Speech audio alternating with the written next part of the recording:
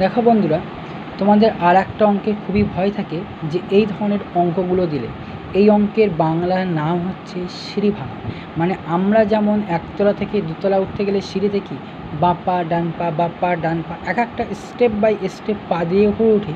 এই অঙ্কগুলো ঠিক ওইভাবে স্টেপ বাই স্টেপ করবে। দেখো পরীক্ষার হলে এই অঙ্কগুলো কত সহজে তোমরা ইজিলি করতে পারো। কী করবে? প্রথম যেমন স্বাভাবিক করে এই নিচের এই পার্টটা করে দেখো, 2 একে 2 এর একে 3, তাহলে তুমি এখানে লেখো 3 বাই আর নিচে এই 2। তাহলে এইবার এই 2টা কোথায় গেল? উপরে চলে গেল এই জায়গাটা, এর সাথে গুণ হলো। 2 এককে গুণ করলে এখানে কত হচ্ছে? 2। এখান থেকে 2টা ভ্যানিশ করে, তাহলে কত? 2 এর 3 থেকে। আবার এই একই পদ্ধতিতে এই অংশটা করো। 3 এককে 3 আর 2 এ কত হলো? 5। তাহলে এখানে লেখো 5, এই অংশটা আউট, নিচে থাকে 3। আবার এখানে গুণ হলো, 3 একে 3 উঠে গেল, এখানে থাকলো 5। তাহলে 5 একে 5 আর 3 এ কত? 8/5।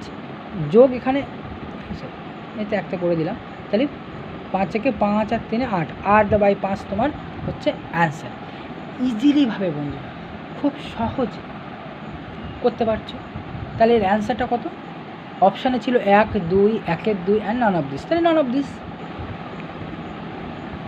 তাহলে বন্ধুরা আশা করি এই ধরনের অঙ্কগুলো কিভাবে করে বলে দিলাম।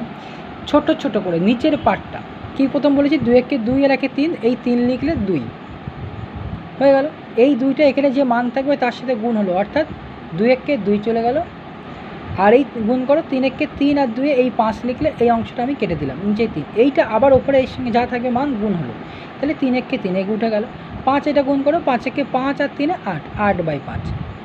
ইজিলি বন্ধু, খুব সহজে পরীক্ষার হলে যে অঙ্কটা থাকবে ওখানেই তোমরা মুখে মুখে অঙ্কটা করতে পারবে। করতে জাস্ট কয়েক সেকেন্ড লাগবে। আমি হয়তো তোমাকে বোঝাতে গেলে একটু বেশি সময় লাগছে।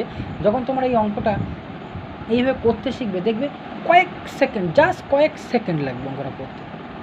এই অঙ্কটাই পড়েছিল RRB চেন্নাই TC এক্সামে।